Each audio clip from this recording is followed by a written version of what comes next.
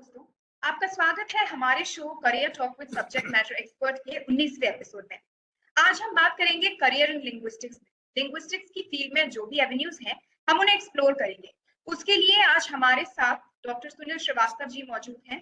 Sir पूर्व प्रधान अनुसंधान अधिकारी हैं संघ लोक सेवा आयोग के, पूर्व उप सचिव रह चुके हैं भाषा और संस्कृति विदेश मंत्रालय भारत सरकार।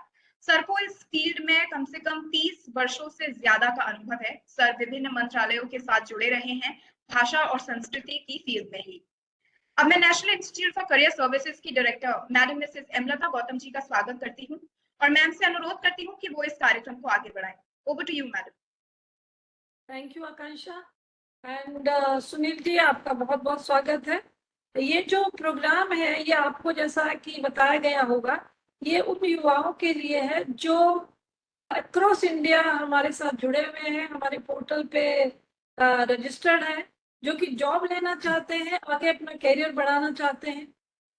मैं ये बताना चाहूँगी कि जो भाषा से जुड़े हुए कैरियर हैं वो बहुत ज़्यादा अच्छे हैं। ये शायद बात हमारे युवाओं को पता नहीं है। उन्हें नहीं पता है कि हिंदी इंग्लिश में अगर आप कुछ इस तरह का कोर्स करते हैं तो किस तरह से हिंदी ऑफिसर आगे प्रमोट होकर सीनियर ऑफिसर तक बन सकता है।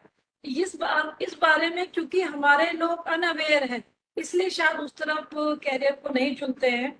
और ये तो हमें बहुत खुशी है कि आप हमारे साथ जुड़े और हमारे जितने भी बेरोजगार युवा हैं या हमारे जो यंग प्रोफेशनल हैं वो आपको सुनेंगे और ये जो स्टेक होल्डर है, अपने जो जॉब सीकर हैं, उनको गाइड करेंगे कि वो किस तरह से इस फील्ड में अपना कैरियर बना सकते हैं।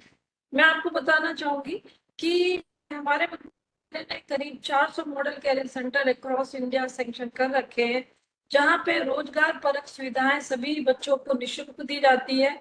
और ये जो कैरियर टॉक की शुरुआत है ये भी उन्हीं रोजगार परक युवाओं के लिए है जो कि इस फील्ड को ज्वाइन करना चाहते हैं। Thank you Sunil ji, over to you. मुझे उम्मीद है कि हमारे जितने भी वाईपी जुड़े हैं, जो भी जॉब सीकर जुड़े हैं, आपके अनुभव का भरपूर फायदा उठाएंगे और अपने करियर को आगे बढ़ाएंगे। Thank you Sunil ji, over to you. नमस्कार। राष्ट्रीय रोजगार सेवा संस्थान का और उसकी निदेशक माननीय एमलता गौतम जी, आपका, आकांक्षा जी और इस कार्यक्रम के साथ जुड़े हुए सभी लोगों का मैं आभार व्यक्त करता हूं और उपस्थित सभी मित्रों का स्वागत करता हूं। भाषा विज्ञान, जैसा कि जो लोग भाषा विज्ञान के विद्यार्थी हैं वो तो इसके बारे में थोड़ा बहुत जानते हैं, लेकिन जो लोग भाषा विज्ञान के विद्यार्थी नहीं हैं उन्हें भाषा विज्ञान के एक बहुत ही बृहद आयाम का परिचय शायद नहीं होगा। भाषा विज्ञान एक ऐसा विषय है जो कि अनेक विषयों से जुड़ता है, मल्टीडिसिप्लिनरी स्वभाव का यह विषय है और इतिहास, भूगोल, समाजशास्त्र, मनोविज्ञान, इन सभी विषयों के अंदर इसका गहन प्रवेश है। भाषा विज्ञान, आर्कियोलॉजी, एंथ्रोपोलॉजी, ये सारे विषय, भाषा विज्ञान इन सारे विषयों को छूता है और कुछ हद तक इनके भीतर प्रवेश करता है।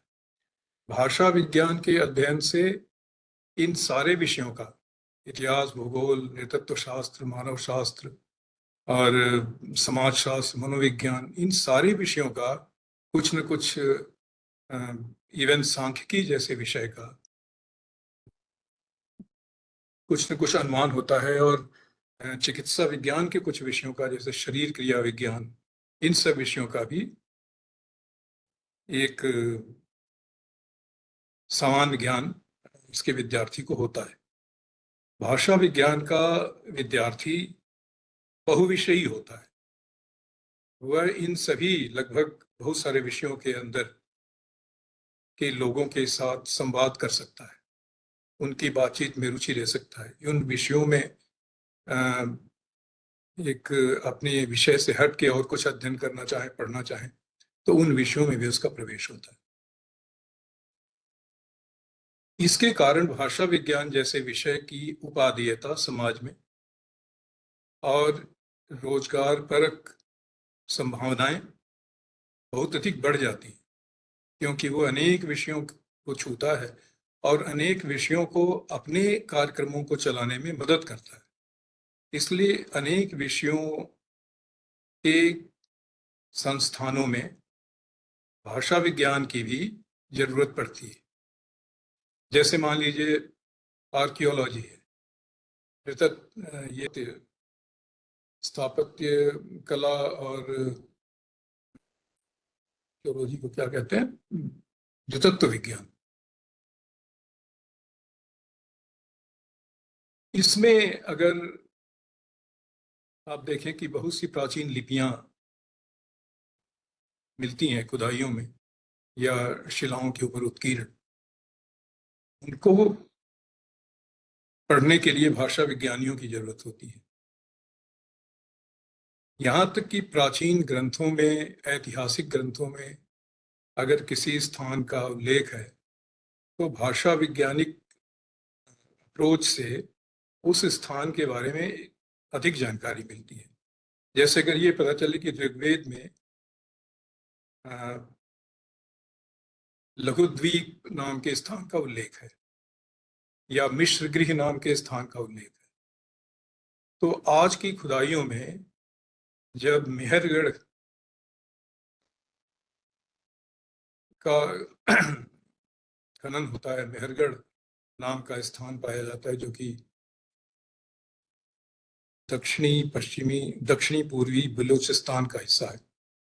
वहां पर जो एक्सकवेशंस हुए हैं उसमें एक प्राचीन नगर पाया गया है जिसका नाम है मेहरगढ़। भाषा वैज्ञानिक अप्रोच से आप जान सकते हैं कि मिस्र से मेहर बन सकता है, क्योंकि जिस स्थान में मेहरगढ़ है वहां पर वैदिक श का उच्चारण ह के रूप में होता है। तो मिस्र गृह को मेहरगढ़ बनने में कुछ हजार वर्षों में ये मिस्र गृह से मेहरगढ़ बन सकता है। इसके द्वारा आर्कियोलॉजी के रिसर्च में एक नया आयाम जुड़ता है कि हम अपने प्राचीन टेक्स्ट से किसी स्थान को रिलेट कर सकते हैं। उसी प्रकार से जो आज की अयोध्या है और अयोध्या से मिथिला के बीच का जो क्षेत्र है, यहाँ पर आर्कियोलॉजिकल एक्सकवेशन से लहुरा देव नाम के स्थान का पता चला है। और अगर ऋग्वेद में कोई स्थान लघुद्वीप के नाम से मिले तो भाषा विज्ञानी ये जान सकता है कि लघु का लहुर, बिहार के अनेक अंचलों में छोटे के लिए, लघु के लिए लहुर शब्द चलता है। जैसे भाई तो लहुरा भाई, लघु से लहुर और द्वीप से दीव और देव ये बन सकता है। तो हम ये जान सकते हैं कि शायद ये लहुरा देव जो आर्कियोलॉजिकल साइट है ये हमारे अति प्राचीन वाङ्मय के अंदर वर्णित लघुद्वीप है। इस प्रकार से प्राचीन इतिहास और तमाम विषयों की जानकारी होती है। भाषा विज्ञान के बारे में सबसे पहले थोड़ा सा एक परिचयात्मक उल्लेख मैं करना चाहूँगा कि भाषा मनुष्य को बिल्कुल वैसे मिलती है जैसे सहज रूप से हवा मिलती है, पानी मिलता है। जीवन के लिए जो आधारभूत चीजें हैं उनमें भी भाषा एक है, और हर मनुष्य की देह में, उसके मुख के अंगों में, मुखावयव में इस प्रकार की स्वतः स्फूर्त घटनाएं होती हैं जो भाषा को जन्म देती हैं। अन्य प्राणियों में भी इस तरह की घटनाएं होंगी कुछ न कुछ रूप में, लेकिन मनुष्य के साथ विशेष बात यह है कि वो भाषा के एक विन्यास को देख सकता है, जान सकता है, उसका बोध कर सकता है और उसे आगे और विकसित कर सकता है। उसे लिपिबद्ध करके संग्रहित कर सकता है, रिकॉर्ड कर सकता है। और कोई पशु पक्षी के पास अगर ध्वनि मूलक, संकेत मूलक कोई भाषा हो या भंगिमा पर आधारित कोई भाषा हो, तो वह ये नहीं व्यक्त कर सकता कि 2 महीने पहले क्या हुआ था वो किसी को बताए। लेकिन मनुष्य के पास एक ऐसी चेतना है, भाषिक चेतना उसके मानस में, जो स्वतः विकसित हुई है और धीरे धीरे इसे समझने वाले लोगों ने इसे एक विन्यास दिया है, समझने की कोशिश की है और इसके पीछे के विज्ञान को जानने की कोशिश की है। जो भाषा सृजन के पीछे का विज्ञान है और भाषा ग्रहण के पीछे, वही भाषा विज्ञान है। भाषा का जो स्फोट होता है मनुष्य के मानस में, मस्तिष्क में, तो वो एक संवेदना के रूप में और एक विचार के रूप में भाषा का उदय होता है मन में। इसे एक होर्फियन फिनोमिना में कहा जाता है। बेंजामिन ली होर्फ ने ये प्रतिपादित किया था कि thinking is the vocal talking. जब हम सोचते हैं तो अंदर अंदर एक भाषा का प्रवाह शुरू होता है। भाषा पहले स्वरों में, अक्षरों में बनती है, मुख के अंगों में, कंठ में, तालु में, ओठ में, दंत मूल में कुछ ऐसा संचालन होता है कि उनसे कुछ व्यंजन जन्म लेते हैं। वे व्यंजन स्वर पर निर्भर होते हैं। स्वर के साथ मिलकर ये व्यंजन अक्षर बनते हैं। जब अक्षर बनते हैं तो ये अजर अमर हो जाते हैं, इनका नाश नहीं होता, इनका क्षरण नहीं होता। जो हवा में ध्वनि बोली गई वह अनंत काल तक के लिए एक ऊर्जा की तरह बनी रहती है, एक तरंग के रूप में बनी होती है। कुछ वैज्ञानिकों ने ऐसा पाया है कि अंतरिक्ष में अनेक प्रकार की ध्वनियां सुनाई देती हैं।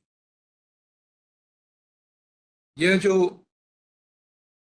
अक्षर और स्वर, व्यंजन और स्वर के मेल से अक्षर बनता है, इन अक्षरों के परस्पर मेल से अक्षर बनने तक भाषा व्यक्त नहीं होती। जैसे हम एक शब्द कहें, जैसे हम कहें राम, तो रा के बाद जो हमने म कहा वो मुंह के अंदर ही है। उसका स्फोट तभी होगा जब उसके साथ अध्वनि मिलेगी, तो राम माँ बोलने के साथ वो पूरी तरह व्यक्त हो जाता है। मैं इन चीजों पर इसलिए भी ध्यान दिला रहा हूं कि इनसे जुड़े हुए क्या क्या व्यवसाय हैं वो आप ठीक से समझ पाएंगे। इसके बाद जो स्वर और व्यंजन का मिलन है, अक्षर का निर्माण है, अक्षरों से शब्दों की रचना है, शब्द के साथ शब्दों का एक सामंजस्य है वाक्यांशों में या पदबंध में, और वे सभी वाक्यांश आपस में मिलकर एक पूरे वाक्य या अभिव्यक्ति को जन्म देते हैं। इसके हर कदम पर कुछ ऐसी विशेषताएं हैं जिन पर आप ध्यान देंगे तो अलग अलग क्षेत्रों में इनका उपयोग है, और जिस पर आधारित ऐसे रोजगार के और उपयोगिता के अवसर हैं जो सफलतापूर्वक संचालित किए जा सकते हैं। और ये जो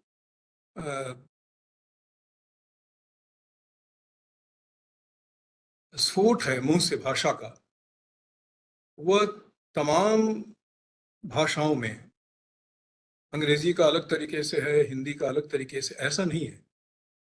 जो आधारभूत अनुक्रिया है, आधारभूत स्फोट है भाषा का, वह एक समान है। जैसे हिंदी में हमें एक ऐसा शब्द बोलना है जिसमें किसी भी व्यंजन के ठीक पहले नासिक व्यंजन आता है, जैसे अंक या शंख। तो शंख बोलने में हम श बोलते हैं और फिर ख से ठीक पहले एक नासिक व्यंजन बोलते हैं। जिस नासिक व्यंजन के साथ स्वर नहीं मिला होगा, यानी वह अक्षर नहीं बनेगा, और ख जो पूरा अक्षर है स्वर से मिलके ख प्लस अ मिलके ख है, उसके साथ वो मर्ज हो जाएगा नासिक व्यंजन, तो शंख बनेगा। जब इसका गहन चिंतन किया भाषा विज्ञानी कैसे बनता है, वो भाषा की इन्हीं प्रक्रियाओं की छोटी छोटी चीजों पर ध्यान देता है और उसका अध्ययन करता है। तो जब शंख का अध्ययन कर में वही ध्वनि बोल सकते हैं जो उसी स्थान से निकले जो जहां से ख निकला है।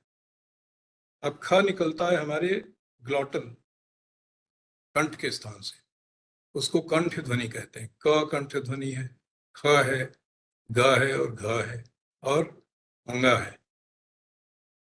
देखिए जो पाणिनि ने वर्गीकरण किया क ख ग घ ङ और च छ ज झ ञ, ये जो वर्गीकरण है ये दूसरी बहुत सी भाषाओं में लिपि का विकास करते समय इस प्रकार से वर्गीकरण नहीं किया गया है। यह हिंदी की विशेषता है कि उसमें इस प्रकार का एक संपूर्ण वैज्ञानिक वर्गीकरण है, यानी एक स्थान से निकलने वाले व्यंजनों को एक क्रम में रखना, एक ग्रुप में रखना। एक स्थान से क ही निकलेगा, क के साथ अगर एस्पिरेशन ज्यादा होगा तो वह ख बन जाएगा। वो ख भी मूल रूप में क है, एस्पिरेटेड होकर के वो ख बना। लेकिन उसी क को अगर थोड़ा वॉइस दे के थोड़ा मृदु बनाकर उच्चरित करेंगे तो क ही ग बन जाएगा। ग भी मूल रूप में क है। इसलिए आप देखें दक्षिण की भाषाओं में मुगम षण्मुगम या षण्मुखम है, वो षण्मुख। तो इस प्रकार का परिवर्तन होता है वह। लेकिन हिंदी की लिपि में इनको एक वैज्ञानिक रीत से व्यवस्थित करके रखा गया। तो ये जो घटना है कि शंख के पहले जो न होगा वो न नहीं होगा, एन जिसको लिखते हैं, वो ङ होगा जो कि क ख ग घ के साथ पांचवा वर्ण है। व्याकरण में के लिए बताया जाता है कि ये पांचवा वर्ण है, क ख ग घ के पहले ये आएगा। लेकिन भाषा विज्ञान में आप इसका एक वैज्ञानिक अध्ययन कर सकते हैं कि अगर श और ख के पहले अंग आएगा तो क्यों आएगा, क्योंकि वो उसी स्थान से निकल रहा है जहां से ख, क ख ग घ और उनका नेजल साउंड जो है अंग, अंग की ध्वनि है, उसे बोलने में अंग कहना पड़ता है क्योंकि वो ध्वनि का स्फोट पूरा बोलने से ही होगा। मैंने ये कहा था कि कोई भी भाषा हो उसमें ध्वनि का, शब्द का स्फोट इसी प्रकार होगा। अब अंग्रेजी में देखिए, अंग्रेजी में इंक कहना है तो अंग्रेजी के पास नेजल साउंड की केवल दो लिपियां हैं, दो वर्ण हैं जिनको लिख सकते हैं, एन और एम। हिंदी के पास 5 हैं, ग्लॉटल के साथ और पैलेटल के साथ यानी चचा के साथ, उसके बाद मूर्धन्य के साथ, मूर्धा यानी रेट्रोफ्लेक्स साउंड, उनके साथ ण है,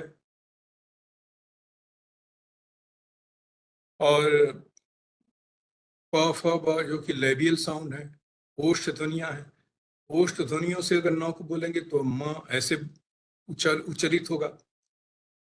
तो अंग्रेजी भाषा के पास भी ये 5 ध्वनि होंगी, लेकिन लिखने के लिए केवल 2 ध्वनियां हैं, एन और एम। अगर किसी विद्यार्थी से आप पूछिए कि निगेशन बताने के लिए इन का प्रयोग होता है कुछ शब्दों में अंग्रेजी में, जैसे इनटॉलरेबल, इंडिफरेंस, तो परफेक्ट के साथ इम क्यों हो जाता है? सामान्य स्कूल में बताया जाता है ये अंग्रेजी है, ऐसे ही लिखा जाता है और इसको आप रट लीजिए कि यही उच्चार, यही स्पेलिंग है।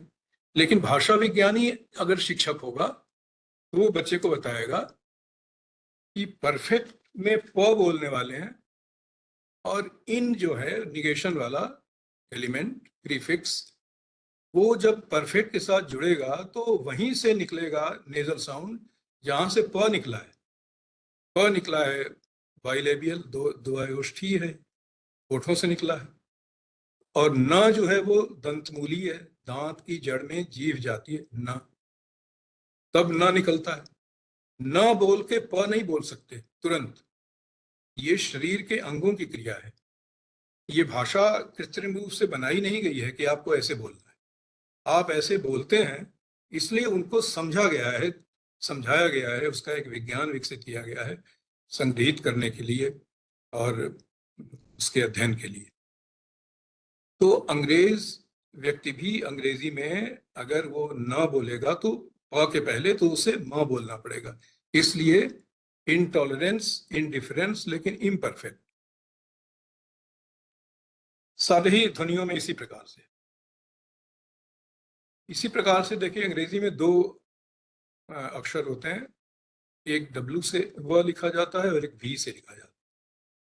भाषा विज्ञानी ये जानता है कि W की उत्पत्ति होती है दो ओठों के मिलने से, व, ये है बाइलेबियल व, और V है लेबियोडेंटल व, यानी उसमें जीभ दंतमूल में जाने की कोशिश करती है, वो है V वाला प्योर कंसोनेंट है, और W वाला जो हुआ है वो स्वरों से मिला है। जैसे हिंदी में आप दुआ कहिए तो द, उ और आ, ये तीन ध्वनियां हैं, लेकिन उ के बाद तुरंत आ बोलेंगे, उ आ, तो वो व की तरह उच्चारित होगा। जो स्वरों के मिलने से व बना वो अंग्रेजी में W से, और जो कंसोनेंट की तरह व है, जैसे दुआ की जगह अगर दवा कहें तो दवा जो है वो स्वरों के मिलने से बनता तो स्वरों के मिलने से ही है, लेकिन वह जहाँ स्वर ही लिखना चाहिए लिखते हैं, उनको बोलने से बोलने में व की तरह बोला जाता है, उस प्रकार का व नहीं है, वो वी वाला व है। इन सारी छोटी छोटी चीजों पर भाषा वैज्ञानिक की दृष्टि होती है। तो ऐसे जॉब में, ऐसे रोजगार में जहाँ ध्वनियों पर विशेष ध्यान रखते हैं, उच्चारण पर जहाँ ध्यान रखते हैं, वहाँ भाषा वैज्ञानिक की उपयोगिता बहुत ज्यादा होती है। उन तरह के उन रोजगार पर क्षेत्रों की बात करेंगे। इसके पहले एक दो चीज और है कि हिंदी बोलने में भाषा के केवल स्वर, अक्षर, स्वर, व्यंजन, अक्षर, शब्द यही काम नहीं करते, बल्कि उनमें कुछ ऊपर से उसको अतिरिक्त कलर या रंजित करने वाले कुछ और तत्व भी होते हैं, जैसे बलाघात है, स्वराघात है, पिच है, कितनी जोर से बोलेंगे, कैसे बोलेंगे, बोलने में किस ध्वनि पर ज्यादा जोर देंगे। भाषा विज्ञानी ये दृष्टि रखता है कि अगर आप एक शब्द बोल रहे हैं ममता, कि माँ के हृदय में बहुत ममता होती है, तो आपने ममता शब्द को गलत बोला है। आपको उच्चारण पर अगर ध्यान रखना होगा तो देखना होगा कि बीच का जो म है वह भी पूरा व्यंजन है, वह केवल कंसोनेंट नहीं है जो आने वाले त से जुड़ जाएगा। ममता बोलते हैं, जो कि ममता, ममता, गलती, ये सारी चीजों का भी अभ्यास करना होता है। दूसरी बात है कि अगर कोई आगत शब्द, किसी और भाषा का शब्द हिंदी में आ रहा है, तो या तो उसके व्याकरण के हिसाब से हम लें, या तो हिंदी के व्याकरण के हिसाब से उसको बोलें, दोनों ही ठीक है। जैसे एक शब्द है कागज, उसका बहुवचन बना कागजात उर्दू में, हिंदी में बहुवचन बनाए तो कागजों होगा। तो या तो आप कहें कि मैंने आपके कागजों को देखा है, पढ़ा है, या कहें कि मैंने आपके कागजात को पढ़ा है। कागजात कहने मात्र से ही वो बहुवचन है। कुछ लोग उसका भी बहुवचन बनाते हैं, मैंने आपके कागजातों को देखा है।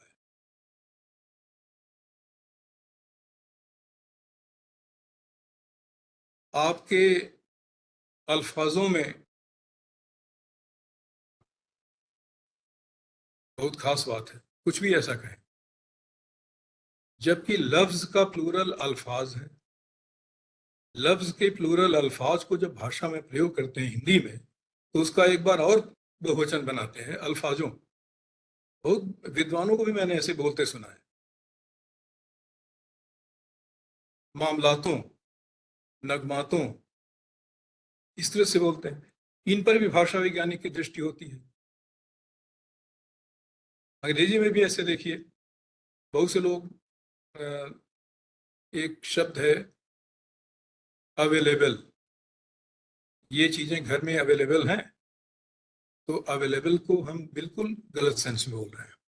हम ऐसे बोल रहे हैं जैसे अवे, AWAY, और लेबल, LEBEL।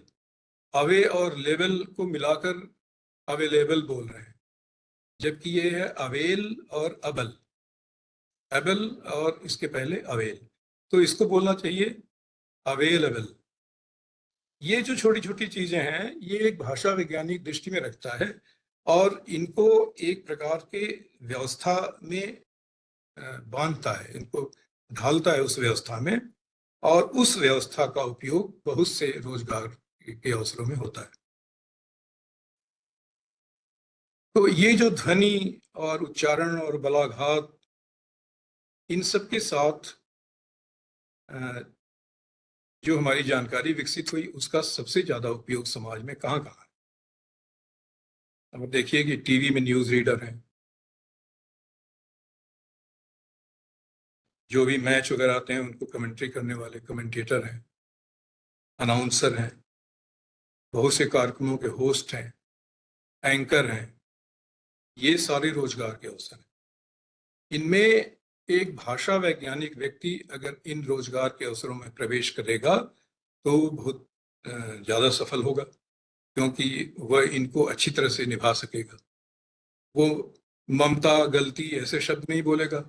अगर अनाउंसर है, बोल रहा है, न्यूज़ पढ़ रहा है, तो फला व्यक्ति ने ये गलती मान ली, ऐसे नहीं बोलेगा।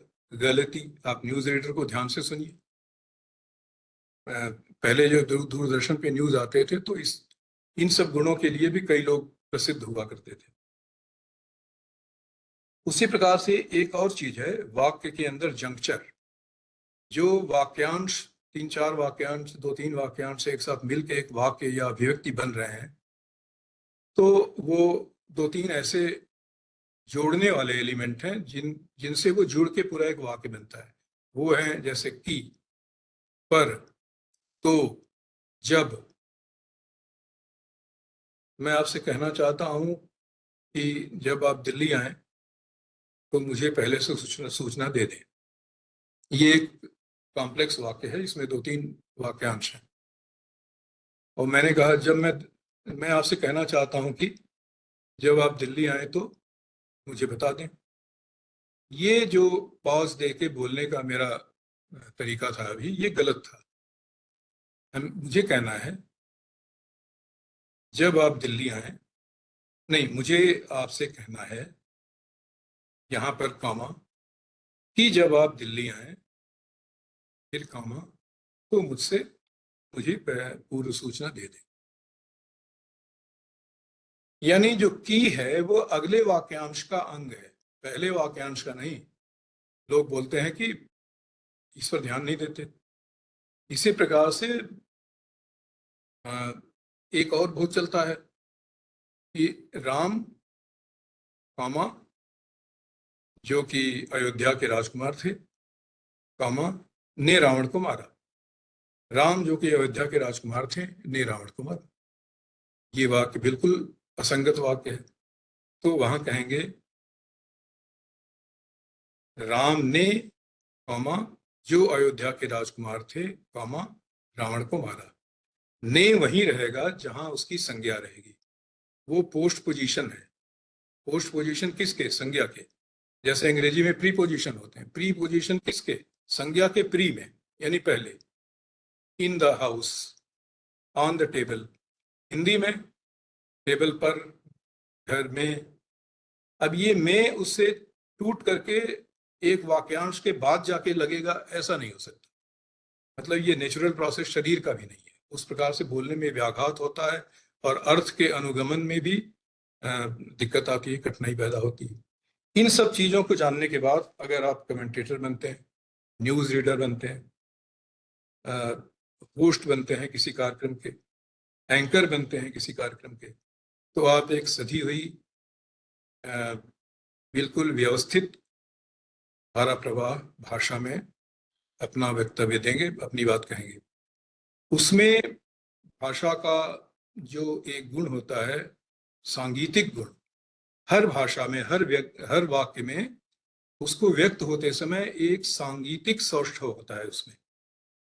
और वो कई भाषाओं में कुछ कुछ अलग अलग प्रकार का, जैसे कि जैसे कुछ बिहार उत्तर प्रदेश के क्षेत्रों में कोई व्यक्ति बोलेगा आपने सुना है ये बात, तो ये एक माधुर्य है, उसका सांगीतिक गुण है। दक्षिण के लोग कुछ भिन्न प्रकार से उसमें, वो भी एक संगीत है, वो कुछ भिन्न प्रकार से। तो भाषा के इस प्रवाह पर भी, ध्वनि के इस प्रवाह पर ध्यान रखना होता है। तो ये जो भाषा को वैज्ञानिक ढंग से समझने बोलने की क्षमता है, ये अनाउंसर, कमेंटेटर, होस्ट, एंकर आदि क्षेत्रों में बहुत काम आती है। और ये क्षेत्र हैं रेडियो, टेलीविजन, फिल्म निर्माण और विजुअल मीडिया, खेलकूद की संस्थाएं, रेल में उद्घोषणा होती है, अन्य समाचार चैनलों पे होती है, प्रसार भारती में प्रसार भारती होस्ट होते हैं, टॉक शो होस्ट होते हैं, रेलवे न्यूज अनाउंसर होते हैं, न्यूज रिपोर्टर, न्यूज एंकर, ये सारे पत्रकारिता वगैरह से जुड़े हुए पद भी हैं। इनमें एक लिंग्विस्ट या भाषिक चेतना रखने वाला व्यक्ति ज्यादा सफल होता है। इस प्रकार के ध्वनि की समझ का उपयोग एक और व्यवसाय में होता है जो आजकल का काफी लोकप्रिय और अत्यधिक पारिश्रमिक देने वाला और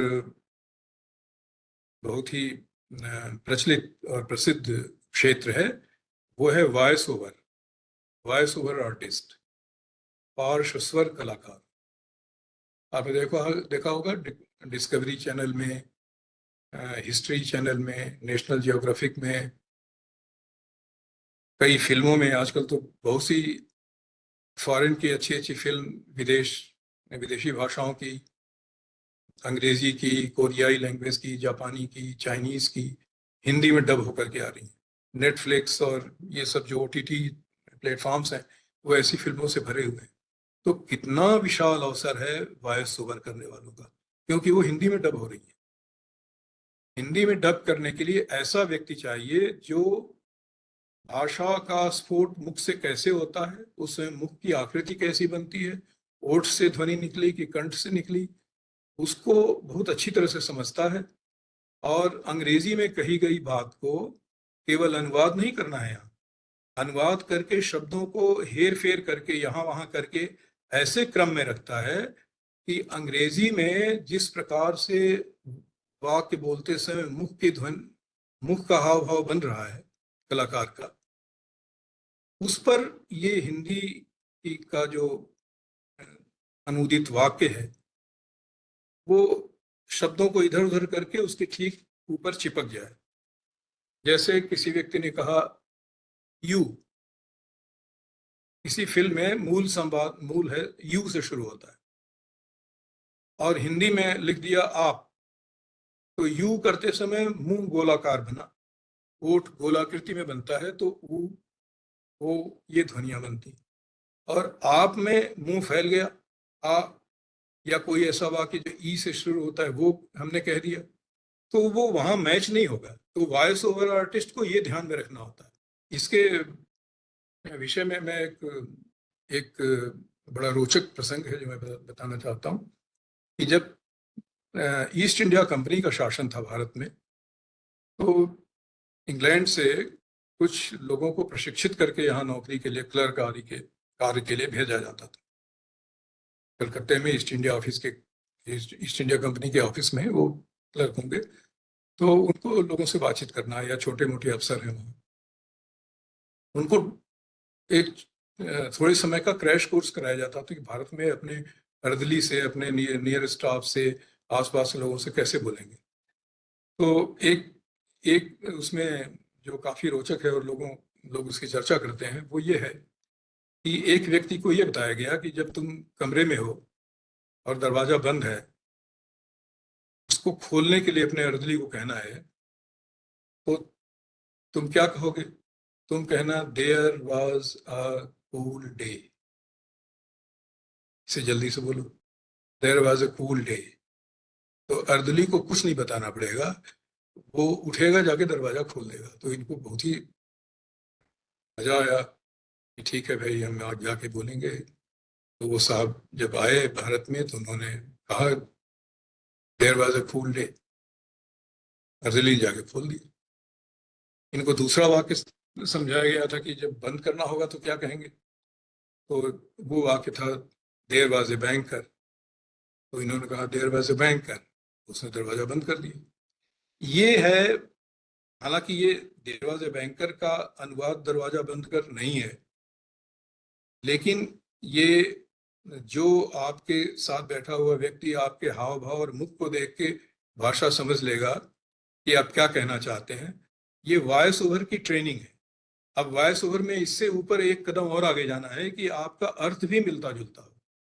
तो जैसे है कि किसी फिल्म का संवाद है कि देन आई गॉट दिस, ये कोई लड़की स्त्री पात्र कह रही है कि इन सब कामों से करने के बाद मैं फिर इस काम पर मैं लगी, देन आई गॉट दिस। उसको हिंदी में मैं सुन रहा था तो वहां बोला गया था फिर मैं यहाँ आई। थोड़ा बहुत मिलता जुलता। देन में मुख एक हॉरिजॉन्टल वे में फैलता है कोट, तो फिर में भी ई है तो वो थोड़ा सा फैलता है। तो इस प्रकार से वॉइस ओवर का काम है। ये ज़्यादातर कॉन्ट्रेक्चुअल है और कुछ कॉन्ट्रेक्चुअल काम है, और कुछ संस्थाओं में तो ये परमानेंट सर्विस की तरह भी है। और वॉइस ओवर आर्टिस्ट की बहुत ज़्यादा सैलरी वगैरह होती है। और ये इन सभी कार्य जैसे कि एंकर वगैरह के भी मैंने कहे, इन सभी के लिए आजकल का तरीका यह है कि लिंक्डइन पे अपनी प्रोफाइल बनाते हैं और जिस संस्था को, जिन व्यक्तियों को ज़रूरत होती है वो वहाँ से स्क्रीनिंग करके उनसे बातचीत करके फिर वो मुख्य इंटरव्यू वगैरह बुलाते हैं। और ये बड़ा इंटरेस्टिंग काम है और ये काफ़ी ग्लैमरस काम भी है, क्योंकि ये फिल्मों से जुड़ा हुआ है और मीडिया से जुड़ा हुआ है, दूरदर्शन से जुड़ा हुआ है। इसके बाद कई बिजनेस प्रोसेस मैनेजमेंट कंपनीज होती हैं, व्यवसाय प्रक्रिया प्रबंधन कंपनियों में। उसमें भाषा कोच होते हैं, उसमें स्वर प्रशिक्षक होते हैं, और वो उनकी भर्ती होती है और वो प्रधान स्वर परीक्षक तक इस प्रकार उनके जॉब में प्रगति होती रहती है। एक और बड़ा इंटरेस्टिंग जॉब है इस फील्ड में, जो कि सीधे फिल्मों में है। कोई भी फिल्म का जब निर्माण होता है तो उसमें डायरेक्टर होता है, एक हीरो होता है, हीरोइन होती है, दूसरे कैरेक्टर आर्टिस्ट होते हैं, उसके एडिटर होते हैं, संपादक होते हैं। इनमें एक और पद होता है, उसको कहते हैं डायलॉग डायरेक्टर। डायलॉग डायरेक्टर का काम ये होता है कि वो अपने जो भी शूटिंग हो रही है कलाकारों की, उसमें जो टेक्स्ट पढ़ा जा रहा है, जो संवाद अदायगी हो रही है, वो सारे डायलॉग्स वगैरह वो अपनी कॉपी में लेके बैठा होता है। और अमिताभ बच्चन जी उठे और कुछ बोलने वाले हैं तो सबसे पहले डायलॉग डायरेक्टर उनके पास जाता है, फिर कहता है कि आपको की को इस पहले वाक्यांश से मिला के बोलना है, पॉज यहाँ देना है, और एक्सेंट ऐसे होगा, किस शब्द पर एक्सेंट होगा, किस पे नहीं होगा। एक दो बार रिहर्सल करवाता है। और इसका कोई कलाकार बुरा नहीं मानता, वो उसकी प्रतीक्षा करते हैं कि वो शॉट ज़्यादा अच्छी तरह से फिल्माया जा सके। तो डायलॉग डायरेक्टर आजकल के फिल्म निर्माण का इधर बीच के कुछ वर्षों से एक आवश्यक अंग हो गया है। और सारी फिल्मों के निर्माण में कास्ट करके एक डायलॉग डायरेक्टर लिए जाते हैं। ये सारा कॉन्ट्रेक्चुअल काम होता है। कुछ फिल्म निर्माण कंपनियों के अपने एक सेट डायलॉग डायरेक्टर भी होते हैं, और इनका भी भारी भारी धनराशि पर कॉन्ट्रैक्ट होता है। भाषा विज्ञान का एक पक्ष जो कि मनुष्य के तंत्रिका तंत्र से और काफी हद तक मनोविज्ञान से संबंध रखता है, वह है स्पीच थेरेपिस्ट। बहुत से बच्चों में शब्दों को और उसकी स्पेलिंग को पढ़ने में बहुत कठिनाई आती है। 13 और 31 में वो जल्दी फर्क नहीं कर पाते, 13 और 31 में, या 13 और बी लिखने में। क्योंकि बी में भी शुरू में एक 1 की तरह लाइन खींचते हैं, फिर 3 की तरह आगे जोड़ते हैं तो वो बी बनता है। इस प्रकार की, और अभी तक तो ज्यादातर लोग ध्यान नहीं देते थे, अब इसके प्रति काफी जागरूकता बढ़ी है। इसी पर एक फिल्म भी आई थी तारे जमीन पर, उसमें जो बच्चे की समस्या बताई गई थी वो यही था कि सारे जो अल्फाबेट्स थे वो जंबल करते थे, वो समझ नहीं पाता था कि कौन सा किधर लगेगा, कौन सा दूसरी तरफ लगेगा। तो इसे, इस बीमारी को डिसलेक्सिया कहते हैं। डिसलेक्सिया यानी लेक्स मतलब वर्ड, जैसे लेक्सिकोग्राफर, लेक्सन, ये सब शब्द हैं। तो ये डिसलेक्सिया है, और इसके लिए जो थेरेपिस्ट होते हैं, जो कि उनकी ट्रेनिंग करवाते हैं ऐसे बच्चों की, उनके स्पेलिंग का किस प्रकार का सिस्टम उन्होंने, वो उनका, उनके मुख के अवयव बना रहे हैं, उसका अध्ययन करके वो उनके लिए एक पैटर्न डेवलप करते हैं और उनसे प्रैक्टिस कराते हैं, उनकी ट्रेनिंग करते हैं और उनका ये दोष दूर करते हैं। इसके लिए रिहेबिलिटेशन काउंसिल ऑफ इंडिया है, भारतीय पुनर्वास परिषद, इस तरह एक संस्था है जो रजिस्ट्रेशन करती है। तो जो स्पीच थेरेपिस्ट बनते हैं वो सीमेंटिक्स और फोनेटिक्स, फोनोलॉजी के समन्वय से इस प्रकार की कुशलता अर्जित करते हैं कि वो इस विशेष मनोभाषा के क्षेत्र में काफी उपयोगी सेवा दे सकते हैं।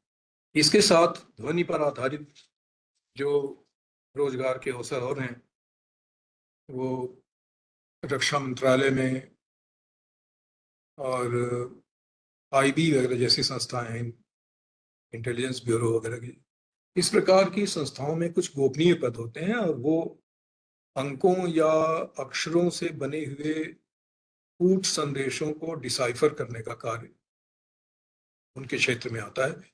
इसके लिए कुशल भाषा वैज्ञानिकों को, जिनका कुछ अनुभव रहा हो, उनको वो चुनते हैं और इनके पद विज्ञापित होते हैं एम्प्लॉयमेंट न्यूज, रोजगार समाचार, पत्र पत्रिकाओं में। और अनुवाद वगैरह से संबंधित किसी पद पर काम कर रहे हैं तो ऐसे लोगों के लिए उनमें पात्रता होती है जिनमें कुछ पूर्व अनुभव है। आजकल का जो युग है वो सूचना प्रौद्योगिकी का युग है और उसमें तेजी से विकास हो रहा है, और उस विकास प्रक्रिया में आर्टिफिशियल इंटेलिजेंस और नेचुरल लैंग्वेज प्रोसेसिंग, ये दो फील्ड बड़ी तेजी से बढ़ रहे हैं। ये लगभग एक ही मिलते जुलते फील्ड हैं, और सूचना प्रौद्योगिकी प्रतिष्ठानों में, इंफॉर्मेशन टेक्नोलॉजी की कंपनियों में इनका बहुत उपयोग है। ये जो इन प्राकृतिक भाषा प्रसंस्करण होती है, उसमें जब जो मशीन लैंग्वेज है उसको इस प्रकार से विन्यासित किया जाता है कि वह आर्टिफिशियल इंटेलिजेंस लोगों की सहायता का एक उपादान बन सके।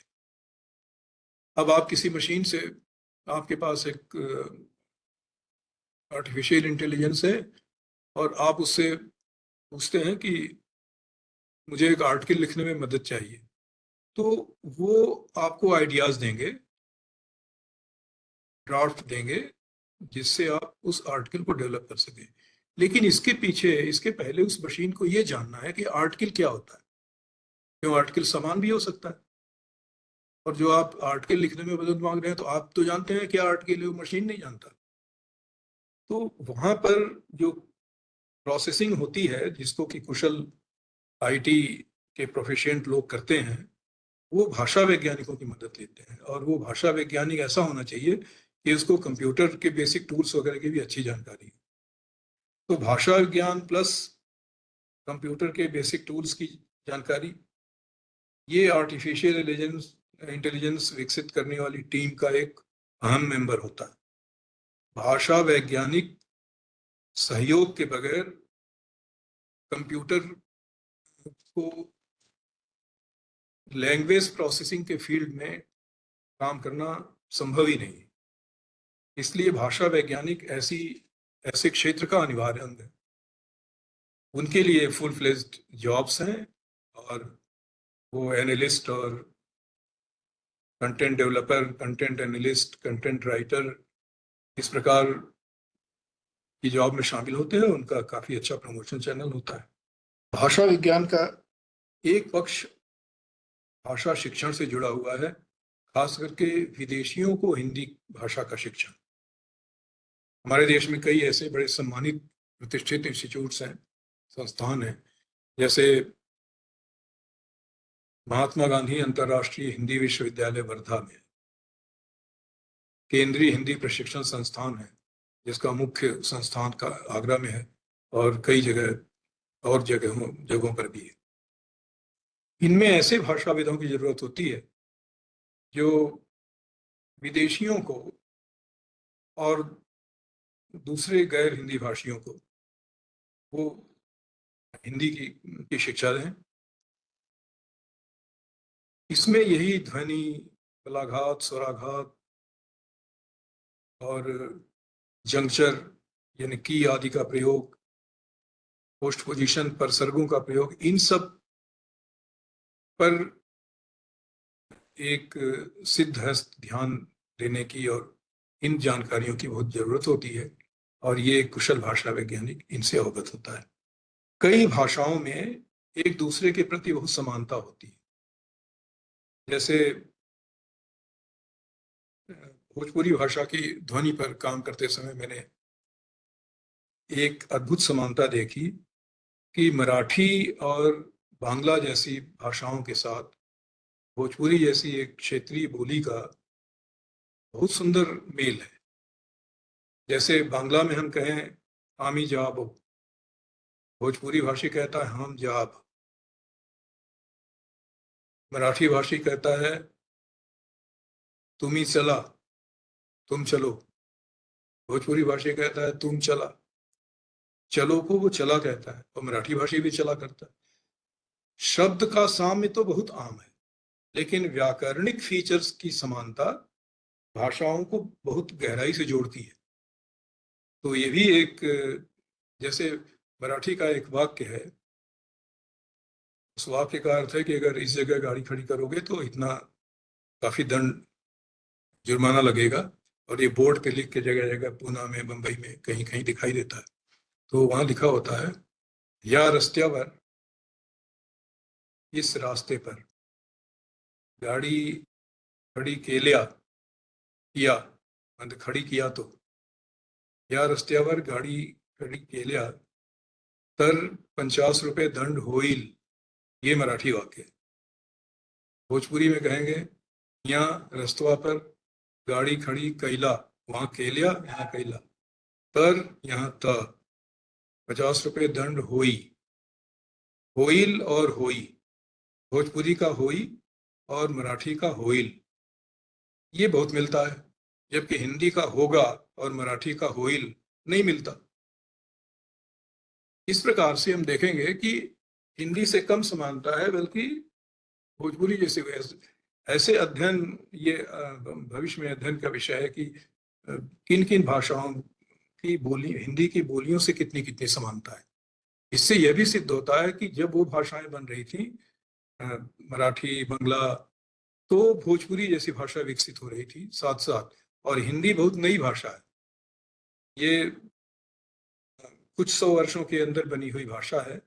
पूरे देश के सामूहिक अंतरंग संपर्क और ऐसे कारणों से जो राजकार्य में और व्यवसाय में भाषाओं को समीप लाते हैं, कुछ ऐसे कारणों से ये भाषा विकसित हुई।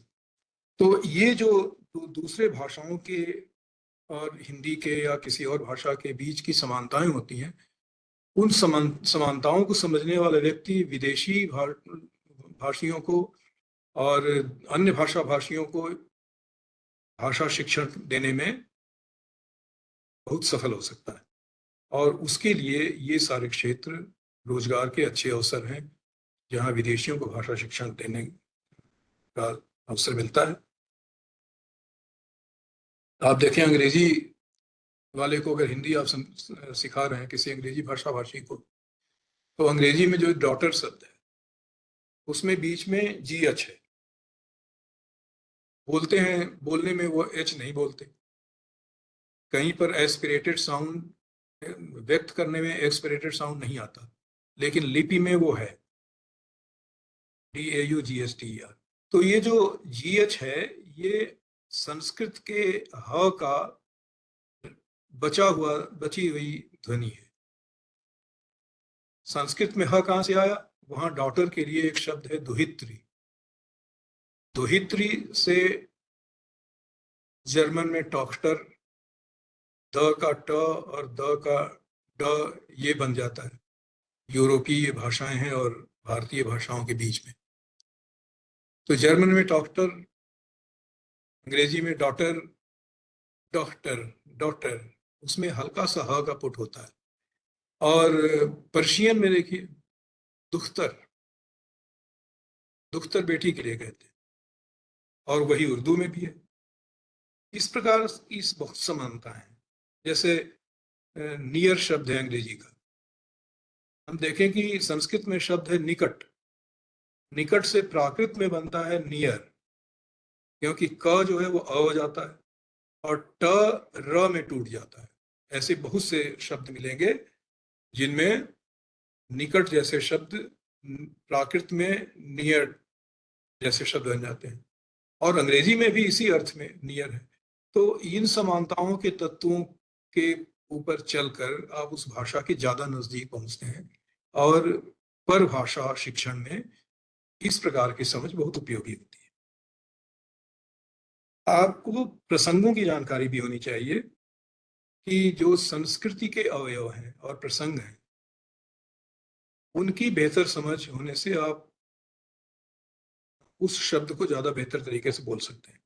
और ये जो कला है भाषा वैज्ञानिक की, ये भाषांतर और अनुवाद जैसे क्षेत्र में बहुत उपयोगी होती है।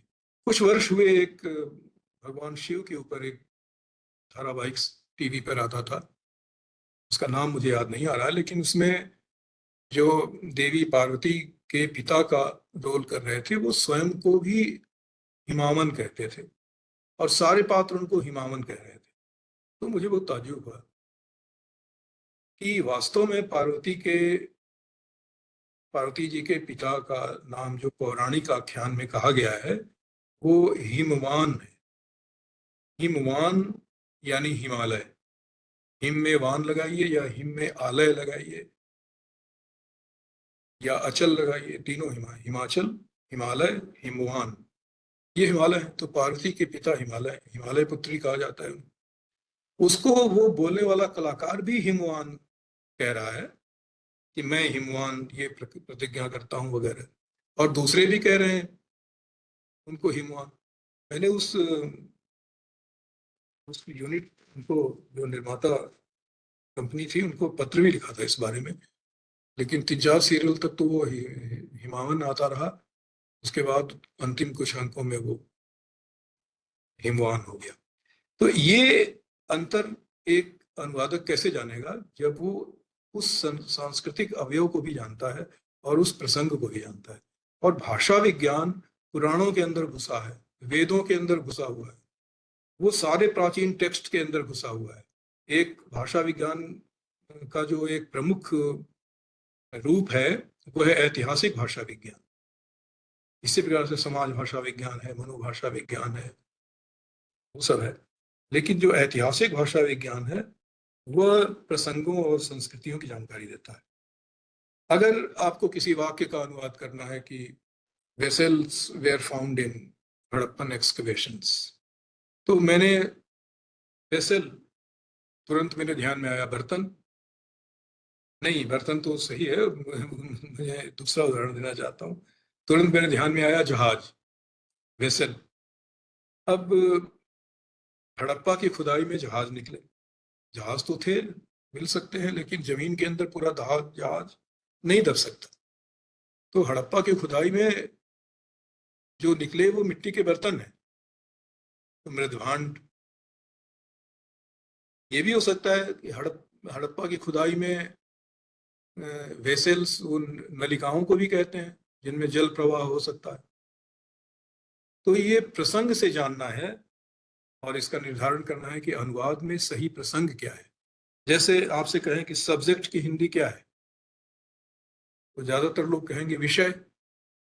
ये प्रशासनिक फी क्षेत्र में सब्जेक्ट की हिंदी विषय है, लेकिन दर्शन में, मनोविज्ञान में सब्जेक्ट कौन है? जिसके ऊपर प्रयोग होता है वो विषय ही है, वो विषय नहीं है।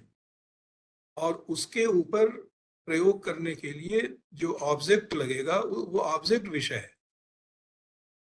दर्शन में भी यही है।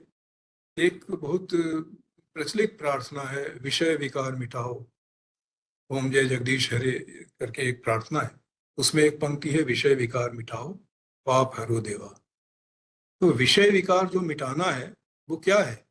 वो ऑब्जेक्ट है जो कि विषयी के ऊपर यानी व्यक्ति के ऊपर लगा है, अटैच्ड है व्यक्ति के ऊपर। व्यक्ति विषयी है, विषय नहीं है। और उसके ऊपर जो ऑब्जेक्ट लगा है वो विषय है, वो विषय विकार को मिटाना है। तो इस प्रकार से ये कहना कि कोई एक शब्द पूछ ले कि सब्जेक्ट की हिंदी क्या है, अनुवादक से तो ये पूछा जाएगा। तो अनुवादक को बताना है कि किस प्रसंग में, मनोविज्ञान के क्षेत्र में या दर्शन के क्षेत्र में या प्रशासन के मामले में इस फाइल में इस नोटिंग का सब्जेक्ट लिखना है, तो वहाँ सब्जेक्ट अलग है, वहाँ विषय है। तो ये जो छोटी छोटी चीजें ध्यान रखना होता है।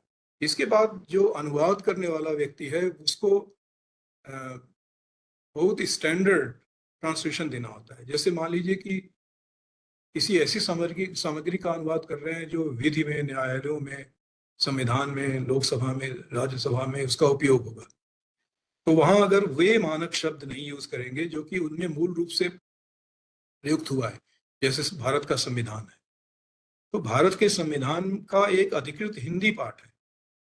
अनुवादक को न केवल विषय की जानकारी यानी भाषा की जानकारी चाहिए, बल्कि संविधान से संबंधित किसी अंश का अनुवाद करते समय संविधान की जानकारी भी चाहिए। अब अनेक आप बड़े बड़े पत्रकारों को कहीं कहीं आप दोनों को भी कहते सुनेंगे कि भारतीय संविधान में और सर्वोच्च न्यायालय के निर्णयों में ये चीज कहा गया है। ये दोनों ही शब्द गलत है। भारतीय संविधान कहीं नहीं है, भारत का संविधान है। क्योंकि भारतीय संविधान सैद्धांतिक रूप से किसी और देश का भी हो सकता है अगर वो भारतीय मॉडल के ऊपर अपना संविधान बनाए। जैसे हम कहते थे कि ब्रिटिश मॉडल पे बना संविधान है, तो ब्रिटिश संविधान है लेकिन भारत का है, तो इस प्रकार से कह सकते हैं। लेकिन हमें वही शब्द कहना है जो संविधान के अंतर्गत संविधान में लिखा गया है। संविधान के अंदर सर्वोच्च न्यायालय का उल्लेख कहीं नहीं है, वहां उच्चतम न्यायालय का उल्लेख है। तो अगर आप उच्चतम न्यायालय को सर्वोच्च न्यायालय लिखते हैं तो आप लीगली सही नहीं है। कई जगह लोग अनुच्छेद की जगह धारा बोलते हैं। इस संविधान के धारा 370 में, जो अभी आजकल काफी चर्चित थी, धारा आईपीसी में होता है, इंडियन पेनल कोड में, संविधान में अनुच्छेद है। तो इन सब चीजों के प्रति अगर जागरूक नहीं रहेंगे तो अनुवाद अच्छे स्तर का नहीं होगा। और अनुवाद की आजकल बहुत उपयोगिता है समाज में। पूरा प्रशासन तंत्र, वहाँ अनुवादक, वरिष्ठ अनुवादक, राजभाषा अधिकारी, हिंदी अधिकारी, सहायक निदेशक राजभाषा, उप निदेशक राजभाषा, निदेशक राजभाषा, निदेशक हिंदी, ये बहुत सारे पद हैं। पूरे देश में जितने भी केंद्रीय सरकारी कार्यालय हैं उन सभी में लगभग एक हिंदी अधिकारी या राजभाषा अधिकारी होता है। अधीनस्थ कार्यालयों में भी हैं। तो इनके लिए जो सामान्य योग्यता है वो हिंदी अंग्रेजी दोनों का एक अच्छा ज्ञान, अगर एक इन दोनों में से किसी एक में पोस्ट ग्रेजुएशन डिग्री है तो दूसरे वाले में ग्रेजुएशन डिग्री होनी चाहिए। इसके साथ साथ जो मैंने कहा कि जिस क्षेत्र में उनका रोजगार वो देख रहे हैं उस क्षेत्र की जानकारी, जैसे लीगल अनुवाद के क्षेत्र में अगर है जहाँ विधिक अनुवाद होता है तो संविधान की जानकारी, विभिन्न जो विभिन्न कोड्स हैं, संहिताएं हैं, उन सब की जानकारी, जो रूल्स हैं, नियम और मैनुअल्स हैं, विधियां, तो इन सब की जानकारी हो। भारत में जो पहला अनुवादक है प्रशासनिक स्तर पर, आपको जानकर अच्छा लगेगा कि ये हमारे महान हिंदी कवि श्री हरिवंश राय बच्चन, इनको माननीय प्रधानमंत्री जवाहरलाल नेहरू जी इलाहाबाद यूनिवर्सिटी से इनको दिल्ली आने का उन्होंने निमंत्रण किया था, जब पहली बार उन्होंने एक पद बनाया था विदेश मंत्रालय में, ऑफिसर ऑन स्पेशल ड्यूटी। तब अनुवादक वगैरह नाम नहीं होता था। उसका कार्य था कि वो जब जो समझौते, करार, एग्रीमेंट्स वगैरह विदेशों के साथ होंगे भारत के, वो द्विभाषी बनेंगे। ये पहली बार सोचा गया और उनको आमंत्रित करके उनको officer on special duty language के रूप में उपनिदेशक या अवर सचिव, अंडर सेक्रेटरी या उपनिदेशक के स्तर पर उनको रखा गया था।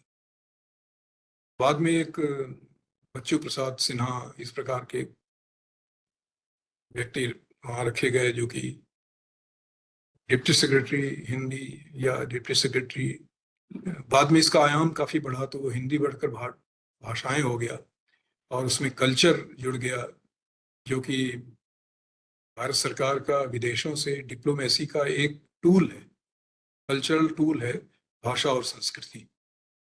यानी भाषा और संस्कृति के माध्यम से विदेश के लोगों को भारत के प्रति उनका मनोवृत्ति उनकी बनाए रखना और जोड़े रखना। तो ये जो भाषा के अनुवाद से संबंधित पद विदेश मंत्रालय का है, उसमें ये संस्कृति का एलिमेंट और विदेश प्रसार का एलिमेंट जुड़ा हुआ है। और इन सब की नियुक्ति इस फील्ड में, अनुवाद के फील्ड में अनुभव रखने वाले व्यक्तियों की विभिन्न कार्यालयों से चुन करके होती है।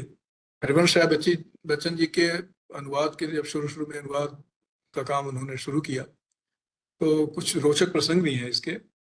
एक बार उन्होंने कोई ट्रांसलेशन प्रधानमंत्री जी के पास भेजा, नेहरू जी के पास, तो नेहरू जी ने एक स्लिप उसके ऊपर लगा दी कि this is not a beautiful translation, और वो लौटा दी उनके पास। तो बच्चन जी सोचने लगे इनको कैसे समझाएं, तो उन्होंने एक प्रसिद्ध जापानी कवि है येवजेनी येवतुशेंको, उनकी एक उक्ति काफी प्रचलित है, वो है translation is like a woman, if it is beautiful it is not faithful, if it is faithful it is most certainly not beautiful. ये एक रोचक प्रसंग में कहा जाता है, उन्होंने एक लाइट वे में लिख दिया। ये मैं इसमें सहमत नहीं हूँ कि सौंदर्य और फेथफुलनेस दोनों एक साथ ट्रांसलेशन में नहीं हो सकते या किसी स्त्री में नहीं हो सकते। तो मैंने केवल एक रोचक प्रसंग के रूप में इसकी चर्चा की। अनुवाद ऐसा हो सकता है जो जिसके अंदर भाषा का सौंदर्य भी हो, लालित्य भी हो, और वो फेथफुल ट्रांसलेशन हो, मतलब जो मूल वाक्यों की, मूल कथन की भावना है। और ट्रांसलेशन है क्या? ट्रांसलेशन स्रोत भाषा के भावों का, स्पिरिट का, और लगभग व्याकरणिक तौर तरीके का भी। लक्ष्य भाषा के मतलब जैसे अंग्रेजी से अनुवाद कर रहे हैं हिंदी में, तो स्रोत भाषा है अंग्रेजी और लक्ष्य भाषा है हिंदी। तो अंग्रेजी के वाक्य का जो भाव है और जो उसका विन्यास है, वो हिंदी के वाक्य में भी पूरी तरह से एग्री करे। Agreement in spirit and firstly in spirit and secondly in feature, वो जो वाक्य विन्यास है उस रूप में।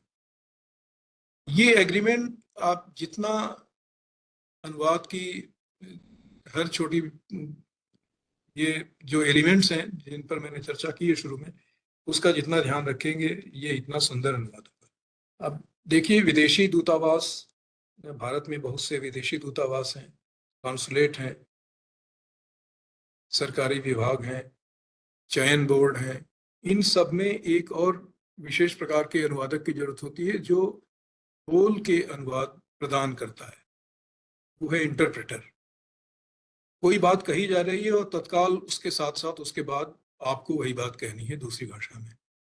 अंग्रेजी में कोई छात्र इंटरव्यू दे रहा है और वहीं बगल में आप बैठे रहेंगे, और जो इंटरव्यू लेने वाला है उसको कोई हिंदी में अगर इंटरव्यू दे रहा है और इंटरव्यू लेने वाले को हिंदी में पूरी तरह से संतोष नहीं हो रहा है, वो इसे अंग्रेजी में समझना चाहता है, तो आपका कार्य है कि आप जैसे ही इंटरव्यू देने वाले की बात खत्म होगी, आप तुरंत उसकी बात को अंग्रेजी में बोलेंगे। यहाँ पर फेथफुलनेस, एग्जैक्टनेस इतनी ज़्यादा जरूरी है कि आपकी एक त्रुटि से उसकी नौकरी जा सकती है, उसको ठीक से समझा नहीं जाएगा, या इस पर वो आपत्ति भी कर सकता है अगर वो समझता है तो एक ज़्यादा विश्वसनीय अनुवाद का अनुभव रखने वाला व्यक्ति ऐसे विशेष जगहों में रोजगार के अवसर पा सकता है। लोकसभा, राज्यसभा में एक विशेष प्रकार के इंटरप्रेटर होते हैं जो कि क्षेत्रीय भाषाओं के इंटरप्रेटर हैं। मतलब अलग अलग अंचल में, जैसे तमिल, तेलुगु, कन्नड़, मलयालम, गुजराती, मराठी, बंगला, पंजाबी, इन सब के इंटरप्रेटर हैं कि अगर इन सब भाषाओं में कोई संसद सदस्य अपनी बात कह रहे हैं तो उसको अंग्रेजी में रिकॉर्ड के लिए, और जो लोग अंग्रेजी में सुनना चाहते हैं, समझना चाहते हैं, क्योंकि सबको तो, अगर कोई तमिल में बोल रहा है तो सबको तमिल नहीं आती, तो वो हेडफोन लगाएंगे और उसमें इंटरप्रेटर की आवाज़ आएगी। इस प्रकार से क्षेत्रीय इंटरप्रेटर है, ये काफ़ी लुभावना पद होता है और उच्च सत्ता से संबंधित, इसका वेतनमान भी काफ़ी इम्प्रूव होता है। तो ये सब क्षेत्र हैं रोजगार के, और मैंने थोड़े से इनके भाषा विज्ञान के मूलभूत लक्षणों पर और उनके गुणों पर बातचीत की। मेरे ख्याल से समय समाप्त हो रहा होगा। आकांक्षा जी। जी सर, एक पार्टिसिपेंट है राहुल, वो ये जानना चाहते हैं कि इस फील्ड में स्टार्टिंग सैलरी क्या होती है? किस चीज की स्टार्टिंग सैलरी? सर, लिंग्विस्टिक्स की फील्ड में अगर आप ज्वाइन करते हैं एक एनालिस्ट की तरह या फिर एक ट्रांसलेटर की तरह, तो स्टार्टिंग सैलरी क्या होती है? वो वेतनमान काफी बदल गए हैं, तो एग्जैक्ट तो मुझे वो ध्यान में नहीं है, लेकिन लगभग स्टार्टिंग सैलरी 50,000 रुपए के आसपास हो सकती है, क्योंकि सरकार में जो अनुवादक हैं वो नॉन गेस्टेड पोजीशंस के टॉप मोस्ट लेवल पे होते हैं। जो अराजपत्रित सेवा है उसके शीर्ष पर, जैसे ऑफिस सुपरिटेंडेंट और सेक्शन ऑफिसर, ये सब जो होते हैं ना, उसके लेवल के बराबर आसपास में होते हैं।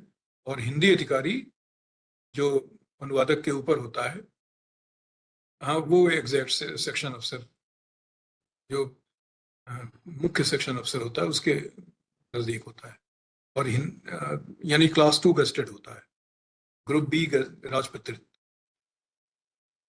इससे जो विकास करते हैं तो वो उपनिदेशक या अवर सचिव के लेवल के होते हैं, वो राजपत्रित समूह का राजपत्रित होता है। और आजकल तो स्ट्रक्चर काफी बदल गए हैं, लेकिन 50,000 से लेके 1.5 लाख की रेंज में प्रमोशन करते करते ये अवसर होता है उनके सामने।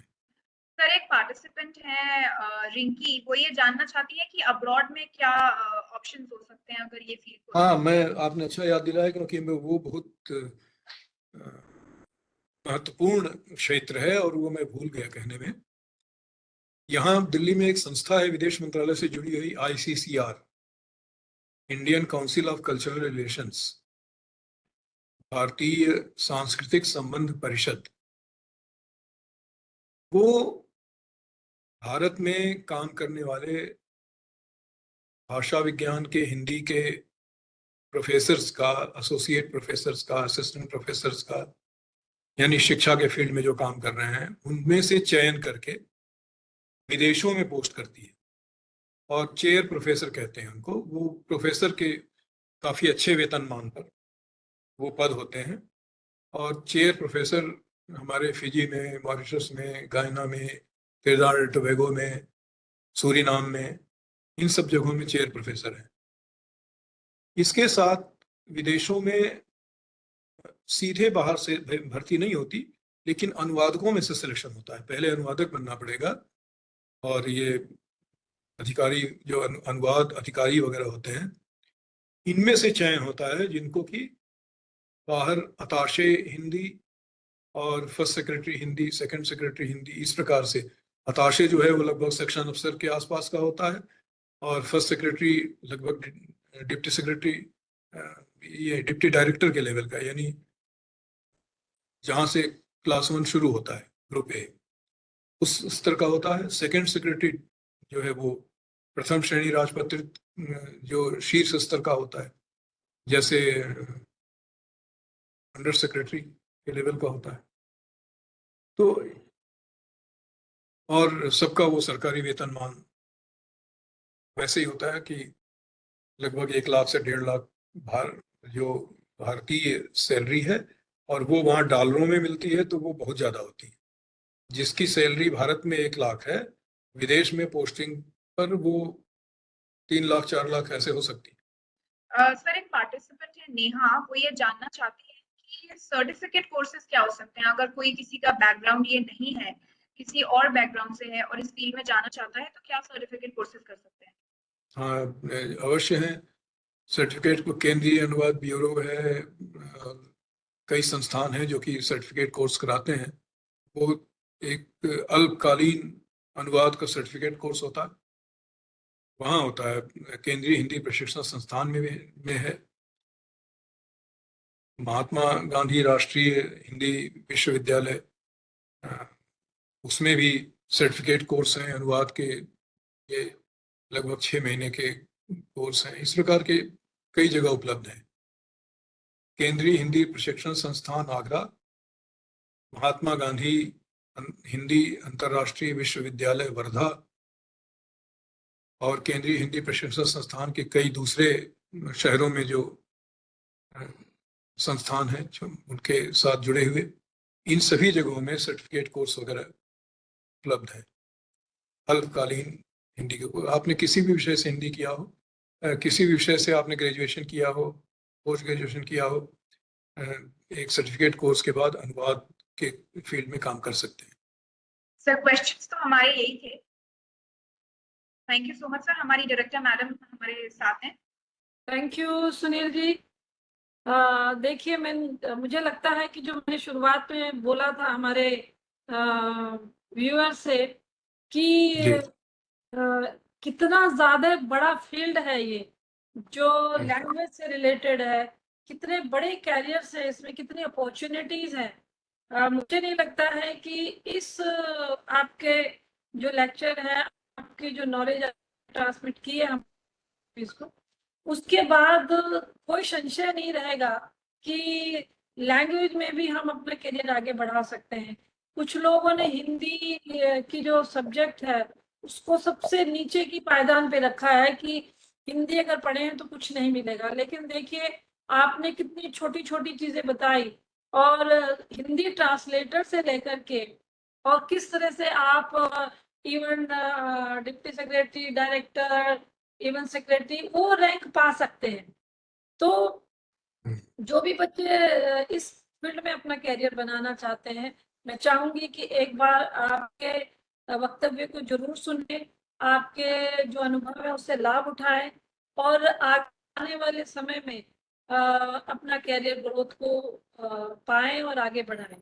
थैंक यू सुनील जी। एक चीज मैं ध्यान दिलाना चाहूंगा तुम्हें कि विदेश मंत्रालय में जो उप सचिव हिंदी थे बच्चू प्रसाद सिन्हा, वो भाषाविद थे और साथ में संस्कृतिविद भी थे, और वो वहां से रिटायरमेंट के बाद मॉरिशस के राजदूत बनाए गए केवल भाषागत गुणों के कारण।